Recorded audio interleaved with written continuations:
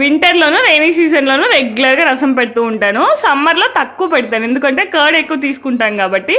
ఈ మధ్య సమ్మర్లో వర్షం పడుతూ ఉంది కాబట్టి ఇంకా స్టార్ట్ చేశాను. అసలు ఎంత టేస్టీగా ఉనిందో, అసలు వేడి వేడిగా వేసుకొని తింటూ ఉంటే అసలు చాలా బాగుంది. సింపుల్గానే చేసిస్తాను నేను రసము, ట్రై చేయండి మీరు కూడా కావాలంటే.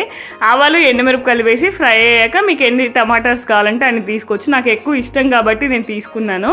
ఇంకా తెల్లగడ్డలు దంచి వేసి కరివేపాకు వేసి బాగా టమాటాస్ మ్యాషీగా అయ్యేంత వరకు ఫ్రై చేసి తర్వాత పసుపు, రసం పౌడర్ నేను ఇంట్లోనే చేసుకుంటాను. చాలా టేస్టీగా కూడా ఉంటుంది. అది కూడా నేను రెసిపీ షూట్ చేసి పోస్ట్ చేస్తాను తొందరలో.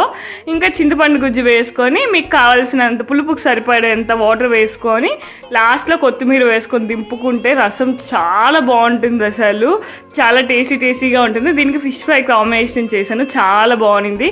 అలాగే ప్లీజ్ సబ్స్క్రైబ్ చేసుకోండి. Bye bye.